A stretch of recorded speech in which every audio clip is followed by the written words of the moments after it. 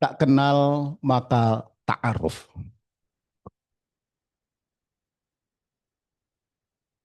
Nah, saya karena jadi aktivis itu militan, jadi mahasiswa itu juga militan, dan saya lihat ya orang-orang yang militan itu dia akan cenderung berhasil hidup di tengah-tengah masyarakat. Yang kurang berhasil katanya kalau dia jadi pegawai negeri. Seandainya jadi pengusaha pun dia akan berhasil karena sebetulnya pengusaha juga perlu militan. Kerja di media perlu militan. Jadi bibit militan waktu menjadi aktivis itu ketika nanti sudah bertransformasi ke bidang lain kelihatannya juga berhasil. Saya punya satu contoh begini. Ada guru Nahwu Sorof saya. Nahwu Sorof itu tata bahasa Arab. Guru saya itu namanya Pak Muslim, itu punya anak sekolah di Fakultas Elektro Gajah Mada. Dia pintar sekali dan jadi aktivis di Masjid Suhada ya. Bukan. Salahuddin di Masjid Salahuddin dan para aktivis itu semua lah. Dan dia selalu dicari koramil.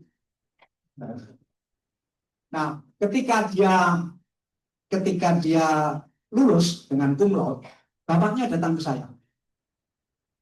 Mas Dahlan, waktu itu saya sudah menjadi direktur utama di Jawa Pos. Mas Dahlan, anak saya lulus besok, wisuda. Lu kan seneng Pak? Enggak seneng Pak. Lu kenapa? Berarti anak saya pulang ke desa, dan kalau anak saya pulang pasti saya ditangkap koramil. Saya itu dicari koramil terus. Dan rupanya kalau bapaknya diancam, nanti maksudnya supaya bapaknya ini mau menasihati anaknya lah, jangan militan begitu. Ya, bagaimana?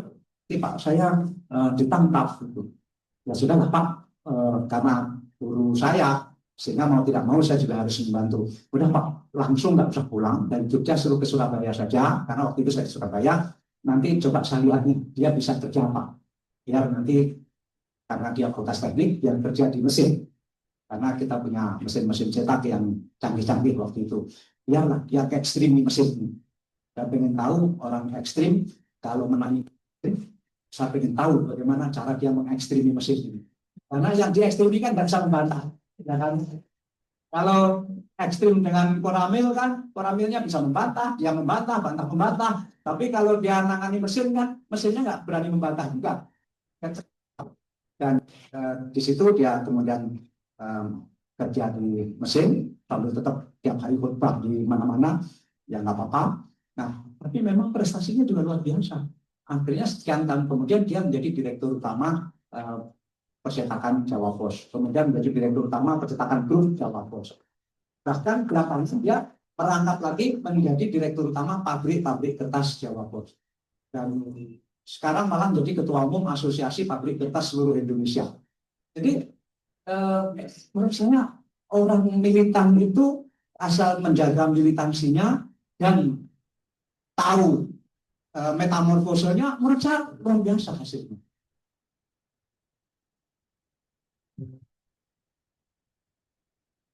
Misbahul Huda, anak pertama dari 4 bersaudara yang lahir di Madiun 27 Januari 1963 silam. Ayahnya bernama Kiai Haji Dr. Andes Muslim. Ibundanya Siti Fatonah telah mendidiknya dengan nuansa keagamaan yang kental. Masa kecilnya dia habiskan di desa Takran, Magetan hingga tamat SLTP pada tahun 1978. Jenjang pendidikan SLTA dia selesaikan di SMA Negeri 2 Madiun pada tahun 1981. Latar belakang keluarga santri di desa tentu tidak menghalangi niatnya untuk tetap melanjutkan pendidikan sampai tingkat perguruan tinggi, yang akhirnya pada tahun 1981 dia diterima di jurusan Teknik Elektro Fakultas Teknik Universitas Gajah Mada, Yogyakarta, hingga mampu menyelesaikannya pada tahun 1986 dengan predikat cum laude. Pengalamannya di dunia pendidikan diperolehnya ketika menerima amanah sebagai rektor Universitas Al-Falah Surabaya selama 2 periode berturut-turut. Maka tak berlebihan kalau ada yang menyebut pria ini multi talenta. Kemampuan komunikasi lewat tulisan dan ceramahnya juga banyak diminati orang, bahkan dinanti-nantikan. Karena perspektif ulasannya sangat unik. Di saat memotivasi karyawan, dia senantiasa menyisipkan renungan introspektif dan kisah spiritual. Namun di saat berdakwah, ulasannya sangat cair, khas orang teknik. Dari hasil perkawinannya dengan Dr. Anda Herlina Fauziah, Misbahul Huda dikaruniai 6 orang anak. Dan inilah Misbahul Huda.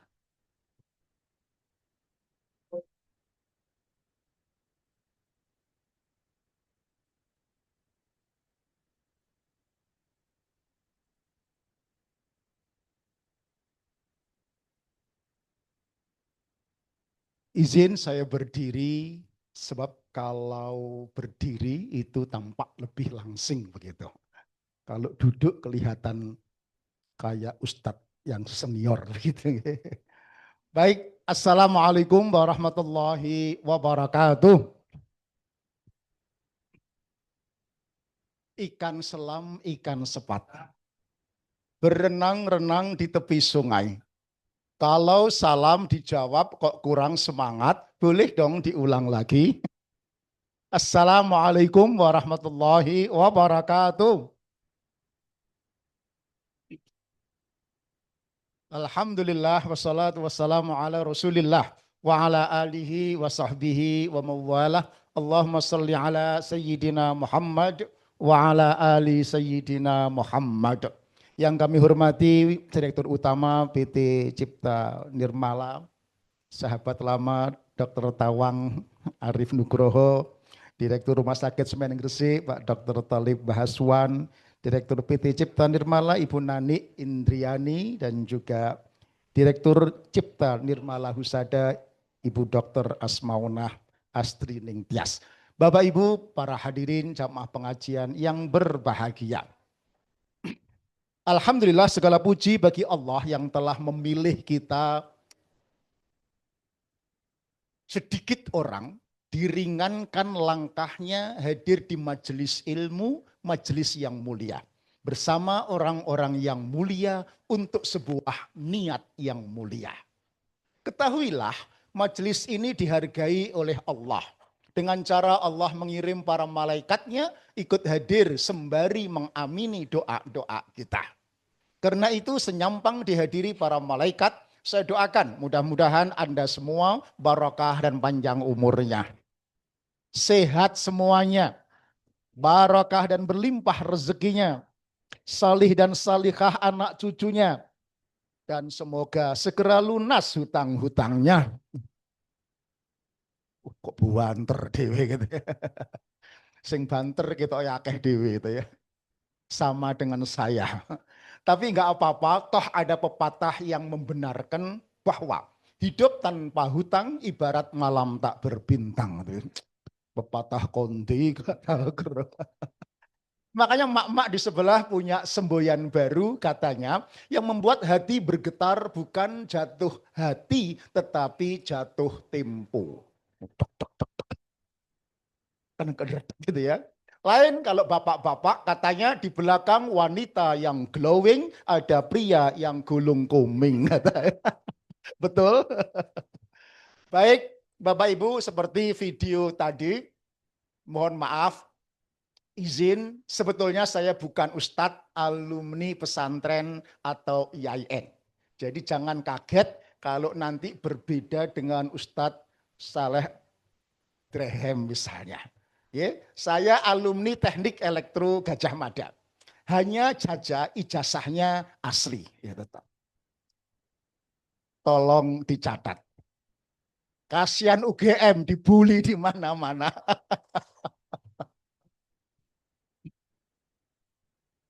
Karir saya juga banyak memimpin Direktur Utama Temprina, Adi Prima, Power Plant, JP Book, dan memimpin beberapa yayasan. Tapi itu masa lalu, sekarang sudah pensiun semuanya. Jabatan terakhir tinggal ketua RT. Beberapa yayasan tetapi juga punya bisnis properti. RT saya kecil tapi keren karena bertabur bintang Pak Talib. Ada warga saya polisi jenderal bintang 3, masih aktif dulu mantan Kapolres Gresik, Muhammad Iqbal. sekarang bintang 3, warga saya. Ada marinir Wakasal, bintang 3. Ada Wakapolda bintang 1. Anda bisa membayangkan kalau sebuah RT warganya bintang 3, bintang 2, bintang 1. Kira-kira Pak RT-nya bintang berapa? Betul Ibu, bintang 7 alias sakit kepala. Baik, saya dikaruniai sugih anak, sugih putu, anak saya 6, cucu saya 14. Ibu-ibu pasti wow sambil batin ngerasani saya. Kelihatan hari gini anak 6 gak repot tah. Wong 2 aja berantem terus gak begitu kan? Itu teorinya begitu, prakteknya ternyata beda Ibu. Prakteknya anak 6 itu lebih enteng ketimbang 2. Karena kakaknya bisa ngomong adiknya, betul? Kalau nggak percaya silahkan dicoba dulu. Apakah Anda melihat wajah saya wajah yang depresi kakean anak putu? Enggak toh, umur saya 63, cucu saya 14, tetapi masih jadi instruktur senam. Oh, nggak percaya toh? Ya, saya ketua komunitas senam Dahlan Iskan di Rumah Gadang Ijoko, itu peserta mak-mak sampai 300 begitu, saya ketuanya. Namanya ketua, kalau lagi peraga tidak hadir, saya harus maju dan hafal 150 lagu untuk dimainkan. Jadi gak kalah dengan yang muda-muda karena sehat itu mahal. Without healthy, everything is nothing. Betul? Baik. Panitia meminta kami menyampaikan 8 sesi ya tentang ulin nuha. Ya. Saya kira tema yang bagus sekali, apalagi situasi-situasi negatif harus kita candra dengan perspektif yang positif. Dan itu hanya mungkin dari kelompok ulin nuha atau bahasa saya cerdas spiritual. Oke, tema-temanya sudah saya sampaikan, nanti mulai etos kerja, mulai spiritual leadership, mulai dari parenting keluarga, mulai dari bagaimana hidup bahagia dengan bersama ulin nuha. Termasuk hari ini kita mulai dengan bahagia atau hidup bahagia sebagai ulin nuha. Kita tahu definisi karakter kayak kuliah dosen ngono ya, ini bukan kuliah. Baik, isinya hampir sama. Kita mulai. Hidup bahagia sebagai ulin nuha. Bapak Ibu, kenapa harus tetap bahagia meskipun dunia berubah dengan amat sangat cepat? Yang orang sebut era ini era disrupsi. Pernah dengar?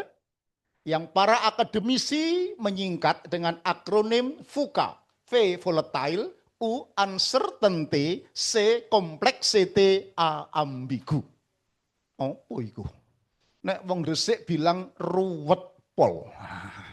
Ruwet pakai sedemikian ruwetnya, yang berubah bukan tatanan ekonomi, yang berubah bukan sekedar ketatanan kesehatan atau kesadaran kesehatan, tetapi yang berubah adalah mindset, pola pikir dan arah kehidupan yang sangat pragmatis dan hedonis.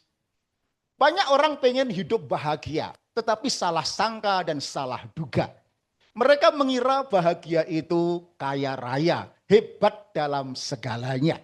Sehingga banyak anak-anak muda yang punya semboyan. Waktu muda hura-hura, foya-foya, umur tua kaya raya, mati masuk surga. Surga ini Pak Demu banget. Yang sergap yang masjid belum tentu dijamin surga. Pun orang tua. Banyak yang salah sangka dengan bahagia. Karena mereka mengira bahagia itu kaya, maka banyak orang yang melakukan perbuatan tak terpuji. Merampok, mencuri, korupsi, menjual diri atas nama bahagia. Betul? Gak usah jauh-jauh dari sebuah radio di Surabaya. Di Surabaya Raya ini tiap bulan ada ratusan sepeda motor hilang. Betul? Puluhan mobil-mobil hilang. Saldo hilang. Saham, hilang. Anak gadis, hilang. Istri, hilang. Suami, agak beda. Suami ngilang.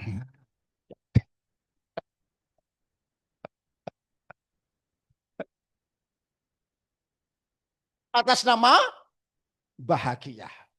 Mereka lupa. Para ustadz terdahulu sudah menyampaikan kepada kita. Masih ingat bahwa bahagia itu bukanlah raga, tapi jiwa. Bahagia itu bukan urusan lahir, tetapi ketenangan batin. Bahagia itu bukanlah material, bukanlah urusan finansial, tetapi bahagia itu adalah matang spiritual.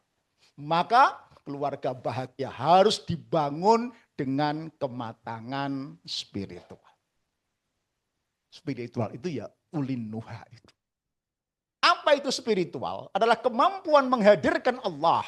Tidak hanya ketika antum di masjid atau di musola. Tidak hanya ketika umroh atau puasa. Tapi Allah hadir di mana saja. Sedang apa saja, kapan saja.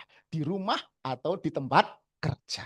Allah hadir ketika nyaman ataupun tertimpa banyak cobaan dan ujian. Allah membimbing akal kita, pikiran kita, sikap kita. Bahasa bisnisnya Allah as a hidden stakeholder. Pernah dengar? Kalau di perusahaan ini ada primary stakeholder. Ya, siapa? Pemegang saham, ya, karyawan, lalu user pelanggan. Betul? Ada secondary stakeholder. Ya. Nah, jadikan Allah is hidden stakeholder. Yang menilai tidak hanya gaji Anda, menilai, menghargai karya. Ya, yang menghargai kebaikan Anda, yang menghargai keikhlasan Anda di dalam melayani para user. Meskipun mohon maaf, barangkali perusahaan belum bisa menghargai, tetapi ketika ikhlas melayani berbuat baik, maka ya hal-hal yang belum diberi kompensasi oleh perusahaan akan diijoli oleh Allah. You know diijoli? Diganti oleh Allah. Kok tahu? Wa may ya'mal mithqala dzarratin khairan yarah. Jelas? Hanya saja ijol dari Allah seringkali bukan uang, bukan barang, tetapi al-husna. Apa al-husna? Kebaikan, keberkahan. Bentuknya fasanu yassiruhu lil yusra. Sak tekliwer hidupmu akan dimudahkan oleh Allah Subhanahu wa taala. Jadi selagi kamu tetap produktif, kontributif, melayani tanpa harus dilihat oleh pimpinan sebagai primary stakeholder, tetapi kita yakin dilihat oleh hidden stakeholder Allah Subhanahu wa taala. Kemudahan itu apa? Mohon maaf, kadang suami gaji gak seberapa, tapi istrinya itu solihah, qanaah, neriman. Persis seperti ibu-ibu di sebelah ini. Itu kan wajah-wajah yang solihah, ya? Qanaah, neriman, betul ya. Diparingi blonjo 1.000 sama suami, leh lega nih gak karu-karuan. Tangan suami dicium bolak-balik, bolak-balik, bolak-balik. Maksudnya ditunggale kok 100 stok kira-kira. Itu namanya neriman apa cerongohan bapak-bapak? Beda-beda tipis lah. Ya. Kadang ayah gaji gak seberapa tapi anaknya pinter-pinter. Ya. Gak sakit-sakitan. Apalan Quran gampang, kon mondok gampang, sekolahe gampang, kuliahe gampang, kerjane gampang, jodone gampang. Mburi dhewe gampang-gampang angel lho ya. Ono karyawan perawat ganteng gede gagah dhuwur, HP-ne telu gak ono pulsane kabeh. Tapi titelnya itu L5, liku-liku laki-laki yang gak laku-laku. Ada kan begitu? Saya lakukan. Alhamdulillah hidup saya terasa dimudahkan oleh Allah Subhanahu wa taala. Kematangan spiritual. Baik. Mengapa harus ulin nuha? Karena ulin nuha bukan hanya tentang kecerdasan intelektual, tetapi kecerdasan spiritual, yaitu atau moral, yaitu tipe manusia yang menjadikan Allah sebagai penuntun bagi diri sendiri atau self control, self leadership, kira-kira begitu. Dan orang lain bisa menasehati orang lain, terutama dalam situasi penuh kebingungan, ujian, dan godaan. Nanti ada case supaya tidak serius teori, case bagaimana cerdas ulin Nuha menghadapi bencana yang belakangan ini menimpa kita. Oke?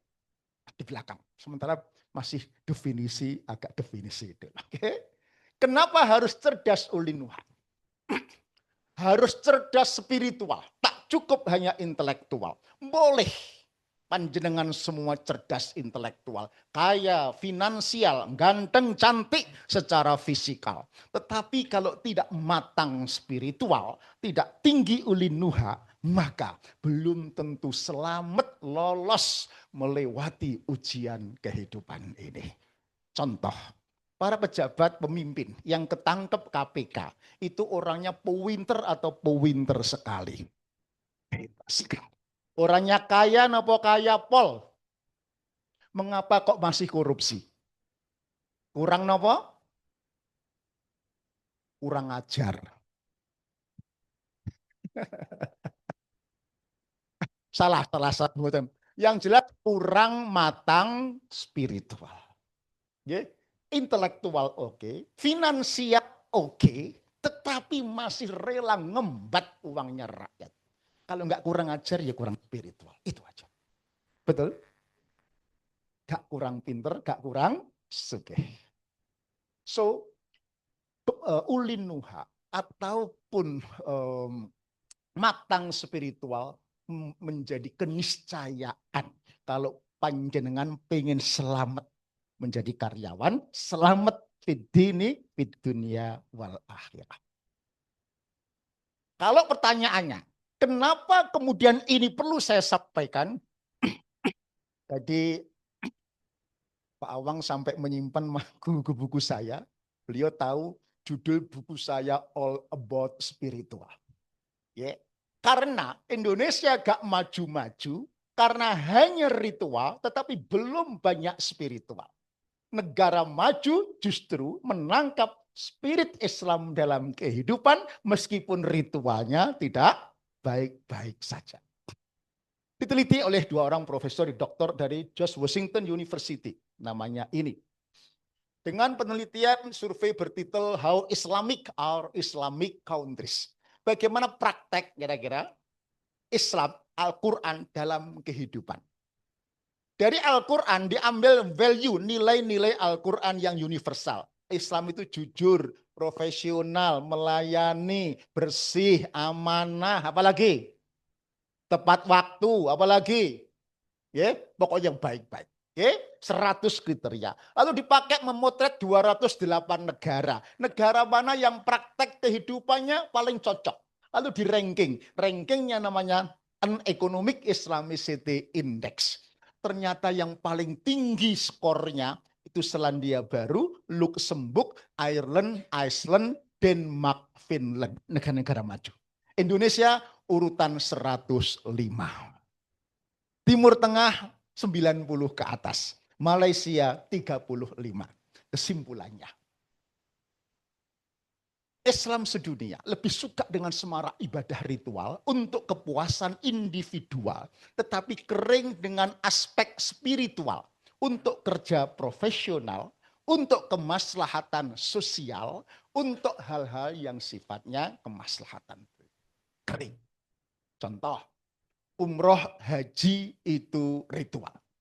Untuk haji antri berapa? 30 tahun dienteni.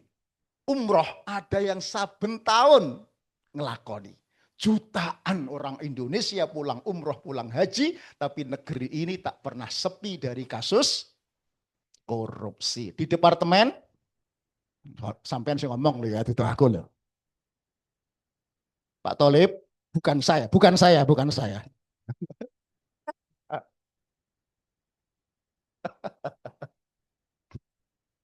Puasa, ritual.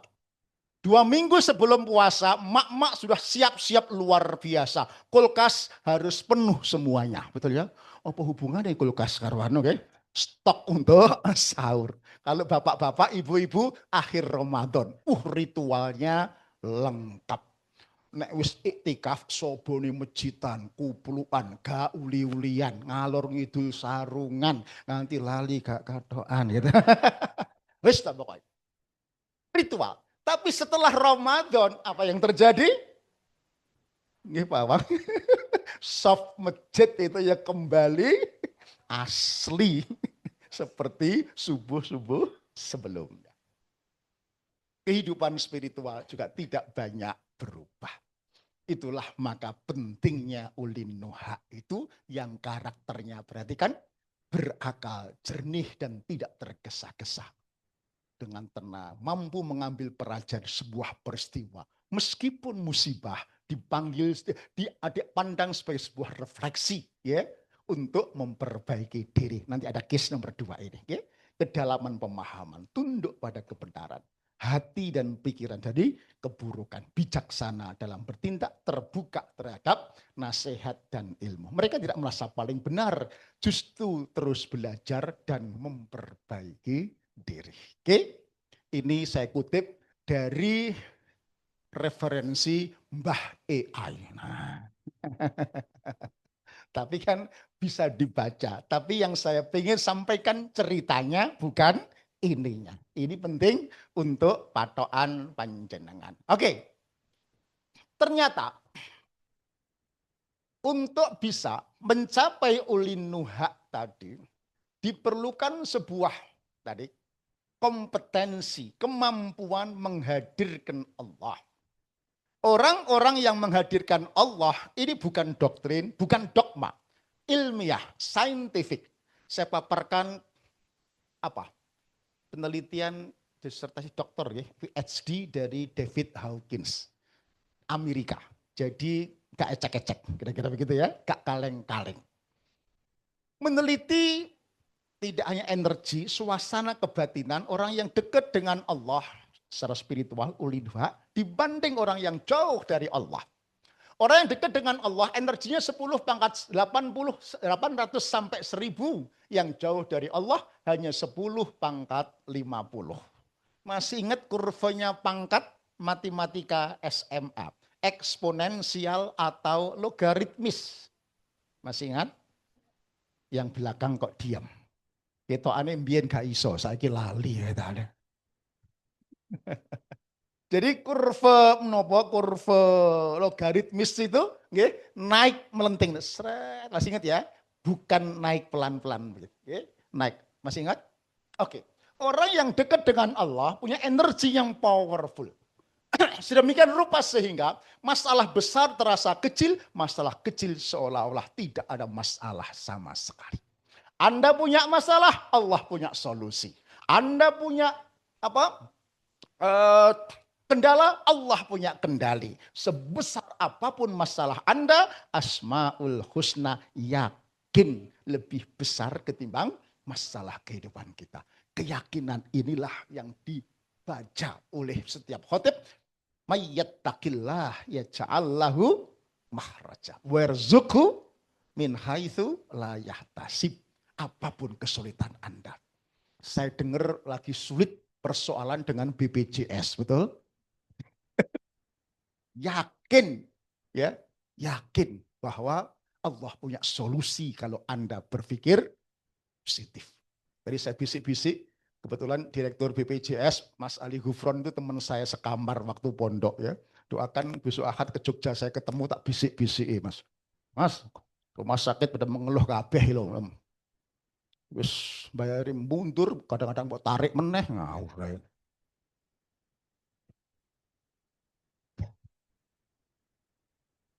Teman mondok sekamar, Pak Prof. Ali Gufron itu. Jadi baik, lanjut. Yang jauh dari Allah 10 pangkat 50. Perhatikan suasana kebatinan. Ya, orang yang dekat dengan Allah ya bahagia tak terlukiskan.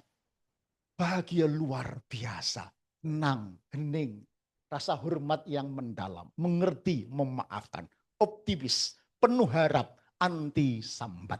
Nah, kalau ono karyawan sing bolak-balik sambat, ada di sini?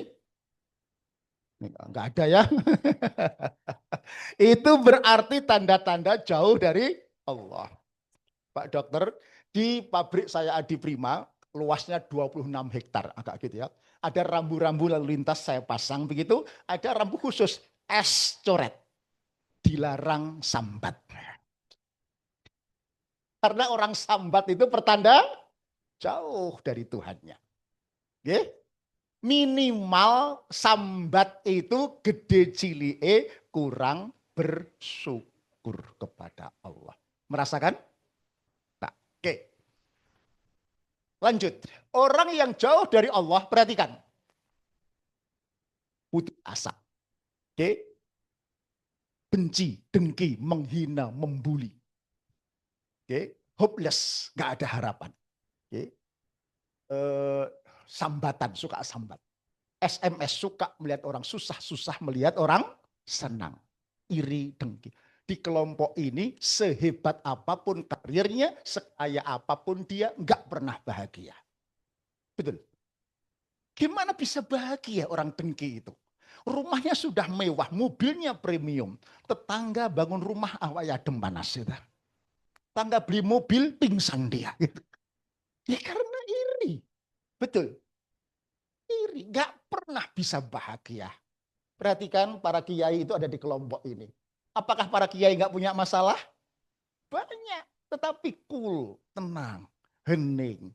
Karena kemampuan ulinuha, kemampuan spiritual tadi. Nah, saya kira kriteria ulinuha tadi ada di sini. Oke, misalnya berpikir mendalam, transenden, ya, tidak terjebak kepada keadaan. Betul? Ya. Sementara yang tidak ulinuha di sini, ya, tidak bahagia, menyerah, gagal, perbudakan, agresif, perasaan bangga, sombong, egois, ada di sini semua. So, menurut hemat kami, kemampuan ulinuha, kompetensi spiritual, solusi atas semua persoalan yang panjenengan hadapi. Lanjut? Lanjut? Oke. Sekarang kita studi case dulu. Studi kasus. Bagaimana mensikapi bencana, ujian, krisis yang belakangan menimpa kita dalam refleksi atau perspektif ulin nuha. Oke. Ibu Bapak, kita ketahui hari ini krisis bencana, ujian melanda Indonesia. Belum lama banjir di Jakarta. Kemudian longsor di Bandung Barat. Kemudian apalagi Semeru batuk-batuk. Kemudian anomali ada di Sumatera Utara. Kenapa anomali? Lawang udane banyu kok banjire kayu. Adik gelondongan pisan. Adik onok nomere pisan. Itu kan bawing. Ben lah sing berdebat karpe dhewe kono. Yang penting anomali. Aneh, betul? Dan terakhir pekan lalu IHSG blok. Sehingga pejabat, ada 6-7 pejabat OJK mengundurkan diri. Saya nggak tahu. Jangan-jangan ada duit Asabri Jiwasraya melok menguap di situ. Enggak diberitakan. Bisa jadi, betul kan? Karena sebelum itu ketika turun-turun, semua Jiwasraya disuruh betul ya, melepas membeli saham agar terangkat naik. Tapi ternyata tetap tidak dipercaya, klik Capital Flight IHSG. Terjun bebas. Krisis ekonomi ke depan bakal berat. Karena daya beli semakin rendah. Anda jual apapun gak payu-payu. Sing tuku gak teko-teko, sing teko gak tuku-tuku. Ndelok begitu. Saestu Bu, saya itu jual properti di Karah Indah di Madun. Yang minta brosur tuh ratusan. Sing ngenyang lho gak teko-teko. Yang naik, Pak Dokter, Pak Tolib, yang naik itu daya jual. Jual laptop, jual sepeda motor. jual HP itu kita mulai agak naik katanya. Oke, Allah berfirman. Nah ini kacamata ulinuha. Zaharal fasadu fil barri wal bahri bima kasabat aydin nas liyudhiqahum ba'dalladzi amilu la'allahum yarji'un.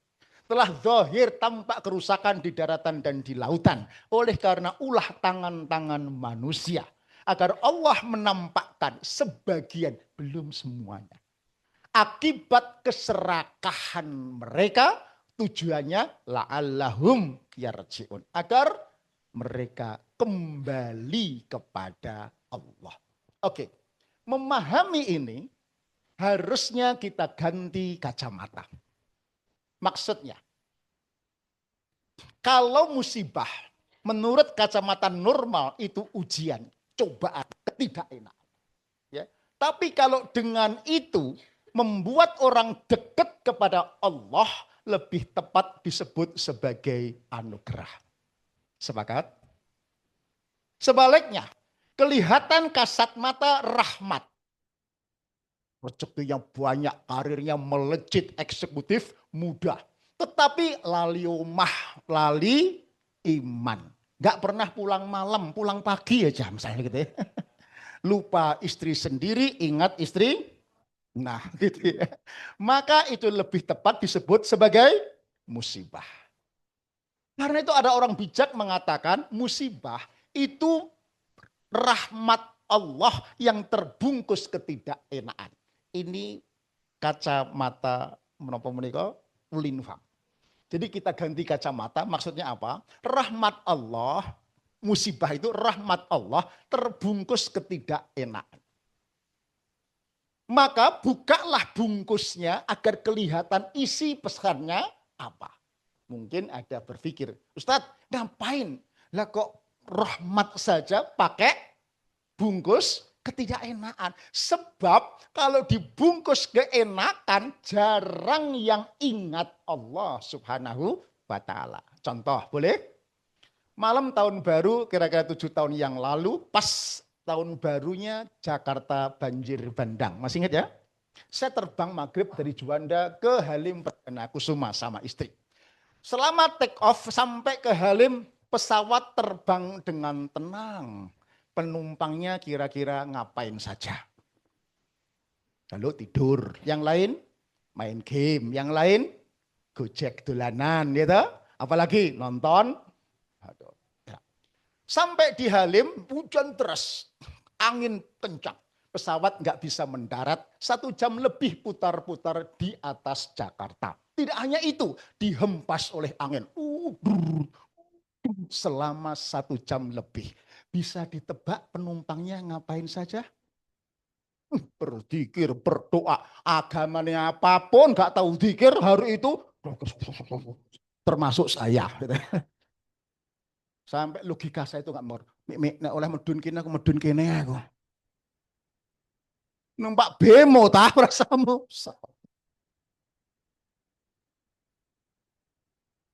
Paham cerita ini? Hidup perlu diguncang. Pesawat perlu diguncang agar segera ingat kepada Allah Subhanahu wa ta'ala. Nyatane nek terbang dengan tenang turu kabeh. Main game kabeh. Nek diguncang baru zikir kepada Allah Subhanahu wa ta'ala. Contoh kedua, jenengan perawat paham ini. Oke? Melihat berbagai pasien, penjenengan sehat seperti ini, pernahkah sering mengucap hamdalah, ya? Istighfar, sholawat sering? Kenapa? Di seberang sana atau barangkali di seberang kamar kita, ada pasien yang baru menyelesaikan operasi besar dengan bius total, betul? Keluarga menunggu dengan cemas di luar. Dokter kepala operasi keluar lalu menyampaikan, operasi ini akan disebut berhasil kalau pasien akan segera keluar angin atau kentut dalam waktu 2 jam. Betul? Maka para keluarga menunggu berdebar-debar sambil berdoa. Mudah-mudahan pasien segera 2 jam gak kentut, doa terus dipanjatkan, tuh mbah kenceng gitu. sampai 3 jam baru kentut. Ambune gak karu-karuan. Tapi seluruh ruangan mengucapkan alhamdulillah. Jenengan lo dadut-dadut bendino gak tahu hamdalah belas gitu ya. Apa nih ibu-ibu serada sepuh iku kadang-kadang lamari wudu ke kamar mandi duit apa to Bu? Batal meneh. Ya Allah. Betul. Sahabat saya operasi mata sampai 5 kali Pak Dokter. Awalnya katarak 1, 2. Kemudian buru-buru dipakai olahraga Pak Sodik, Direktur Memorandum. Lalu retinanya jeblok, jatuh. Operasi lagi. Selesai keluar air mata. Operasi lagi. Sampai kemudian selesai enggak keluar air mata. Apa yang terjadi? Kalau pergi saya kemana 2 jam itu tutut apa Pak? Wayai netesi air mata. 2 jam lagi tutut netesi air mata. Kalau enggak ditetesi Pak, merah meradang perih. Urusan air mata, operasi 2 kali, 5 kali tidak keluar. Jenengan bendino metu air mata. Mun ibu-ibu sing rodok di apa jenenge garai karo anake karo anu itu kan menangis terus gak pernah. Artinya hidup perlu diguncang la'allahum yarji'un. Oke. Persoalannya ini tidak banyak yang seperti ini. Makanya small man talking about the problem. Orang kerdil sambatan. Kira-kira begitu nih bahasa kamu ya. Ya, sambatan tentang masalah. Big man, okay, talking about solution. Mencari solusi. Tetapi ulinuha, genius man is find opportunity. Okay? Peluang kebaikan behind the problem. Mengambil peran, solusi, kontribusi di balik masalah-masalah. Yang mungkin pasien merasakan penderitaan, pasien merasakan kesulitan. Nah, Anda sebetulnya ada di posisi ulinuha. Sepakat? Cuman niat Anda karena gaji atau karena Gusti Allah gitu-gitu dulu. Dua-duanya. Pinter itu. Dua-duanya. Oke. Ulinuha didorong oleh semangat spiritual. Ya, angka itu otomatis akan menyesuaikan dengan kontribusi dan level apa? Ulinuha kita ini. Oke, lanjut. Oh, waktunya habis. Saya cek. Oke. Lalu bagaimana sikap ulinuha ketika mendapatkan ujian cobaan? Oke. Imam Ibnu Athaillah Al-Askandari berpesan, kalau panjenengan mendapatkan cobaan, ujian, apapun itu, jangan seperti anjing. Pirsa anjing? Anjing itu kalau dilempar tulang oleh tuannya, begitu, anjing lari kemana? Halo? Rebutan tulang. Sampai lupa kepada tuan yang melemparnya. Betul? Kita manusia beriman, ketika Allah melempar ujian, cobaan, jangan seperti anjing. Maksudnya, jangan meratapi ujian itu itself. Rumah yang hilang diratangisi, gitu. Anak yang mungkin ya wafat, itu enggak dikubur-kubur. Gitu. Jangan. Lalu bagaimana? Mendekatlah kepada Allah, zat yang melempar masalah. Ya, DP sama Allah. You know DP? Iki wong desa napa wong kutha ta? Tahu DP nggih? Ya, mendekat-dekat kepada Allah. Dengan amalan-amalan yang dicintai oleh Allah. Apa? Ya tahajudnya, duhanya, istighfarnya, sedekahnya, apalagi tadarusnya, mintalah kekuatan dari Allah.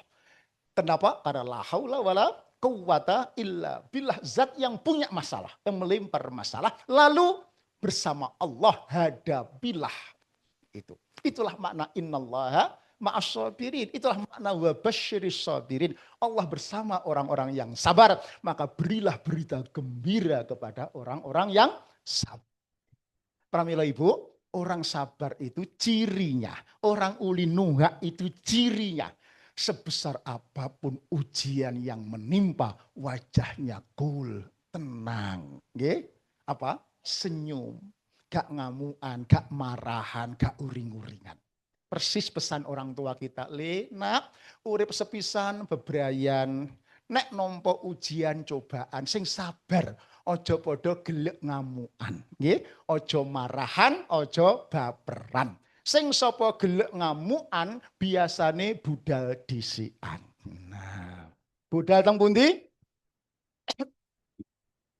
Halo, budal teng pundi? Kuburan. Balik papan, nggih. Survei, nggak percaya, survei membuktikan laki-laki ngapunten harapan hidupnya lebih pendek ketimbang wanita.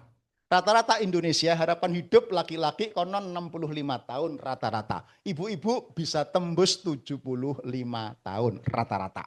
Nggak percaya, di rumah ibu mertua saya di Sewulan, depan Masjid Basariah yang heritage itu, ada gang 1 kilometer, kanan kiri rondo kabeh. Tapi ya tuwek-tuwek begitu ya, 78. Kemana suaminya? Berangkat duluan. Kenapa rata-rata suami mati duluan? Tahu? Satu, karena ngamuan, marahan, emosian, gak sabaran. Nomor dua, karena laki-laki terlalu sering diomeli sama istrinya. Makanya cepet mati. Makanya ibu-ibu kalau ngomel sama suami jangan dihabis-habiskan hari ini. Ingat pesan televisi, to be continue for tomorrow. Dilanjutkan besok supaya bapak umurnya rada dawa kandhane. Saya setuju dengan kesimpulan A.A. Gim, kalau berkeluarga sudah dewasa matang, kok masih ngamuan, kok masih marahan. Itu pertanda tambahnya ilmu tidak sepadan dengan beban masalah yang dihadapi. Ya, wis ngerti golek rezeki angel, betul? Rezeki sing halal angel. Ngopeni pasien angel. Ngopeni anak angel. Ngopeni bojo, loh piye to malu-malu angel. Sudah tahu begitu, ono undangan pengajian gak teko, gitu. Kok gak ngrungokne, ngrasani konsumsine ket biyen cilik-cilik kok tak ngene iki. Rada gedhe sithik pokoke gak mlebu ilmune. Gak maca buku, gak sinau. Maka kalau ada masalah pasti ngamuan, emosian, marahan. Ilmu itu masuk ke sini ketika Anda menghadapi pikiran itu tadi. Ulinuha tadi apa? Tenang, nggih. Cool, tidak emosian. Yang kedua, jembar dadane. You know jembar dadane? Nggih, tahu nggih? Lapang dada. Memahami sebuah musibah bukan dengan amarah, tetapi ini sentilan dari Allah, la'allahum yarji. Orang yang bisa menangkap la'allahum yarji'un itu kira-kira sedikit atau sedikit sekali. Sedikit sekali, ya. Satu slide dulu, ya. Boleh, ya? Tambah dikit, ya. Karena waktunya setengah. Jadi mulainya agak mundur. Ya, berodok sumbut karo Surabaya Gresik mau. Guyon-guyon, ya. Satu slide lagi. Karena satu konteks nanti ini lain waktu aja.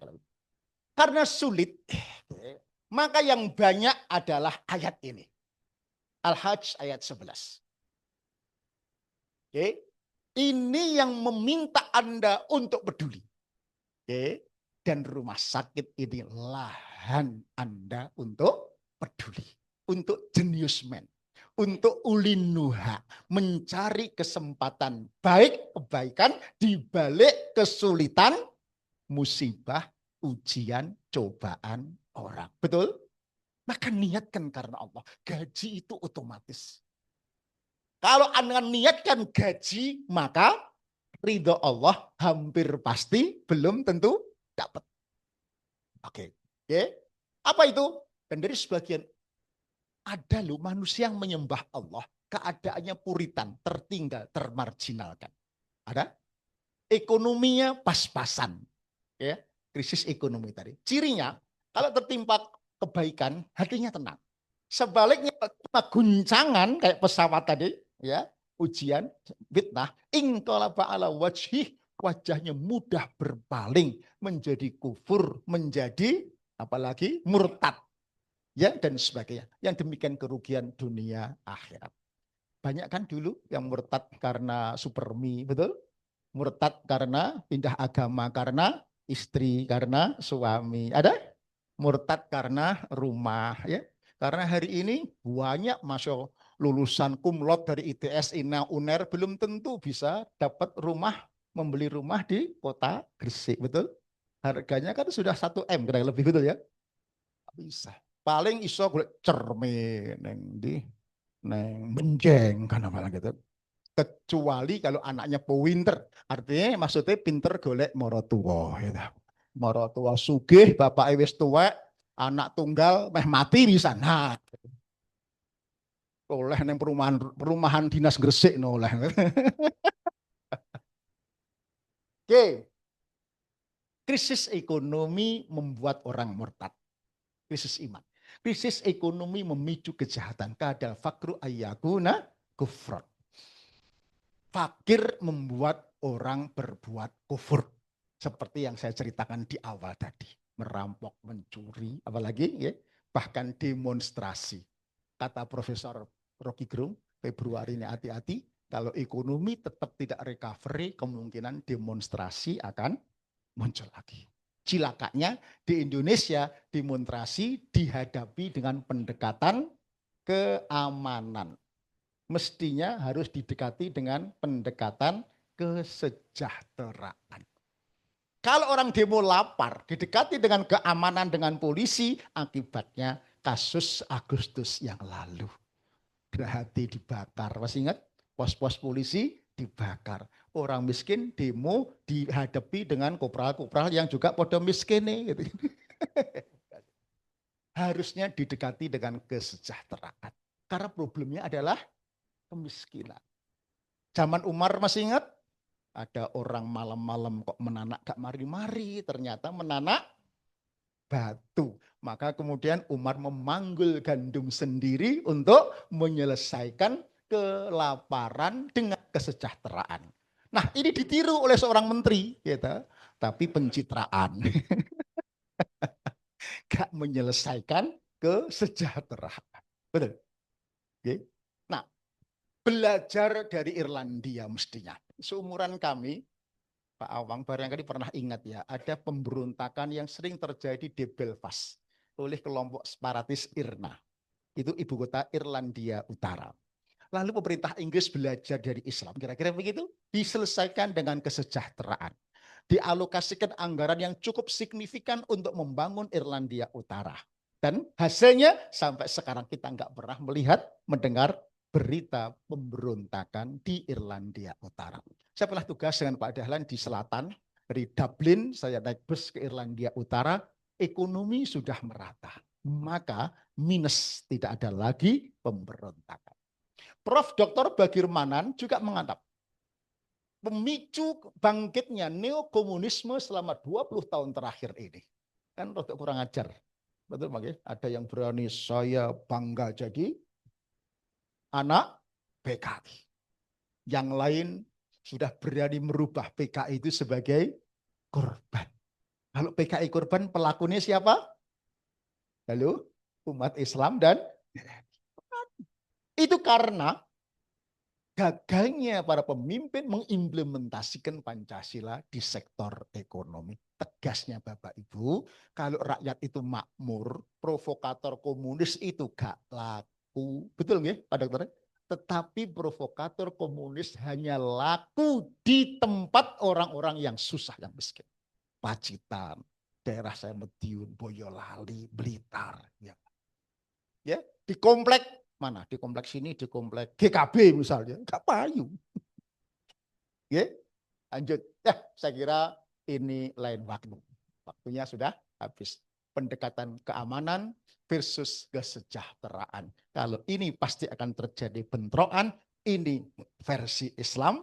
Ini dicoba di Inggris juga selesai. Negara-negara maju selesai. Ya. Barangkali ulin nuhak berikutnya adalah bagaimana kita berkontribusi, ambil bagian di aspek ini. Sehingga Jadilah karyawan-karyawan yang totally melayani. Ya. Totally memberi. Oke, kira-kira. Sepakat? Waktunya habis. Cukup ya? Gak ada pertanyaan? Kalau ada kata yang kasar, yang kurang berkenan, saya mohon maaf yang sebesar-besarnya. Kata orang Jawa, kasar-kasare parut iku manfaati, neng nek alus-alusi lumut terkadang malah meleseti. Tapi nek kasar-kasare janggut, kata para istri ngangeni. Nek ijik enom. Nek tuwek rodok gilani. Baik, monggo kita berdoa bersama-sama. Al-Fatihah.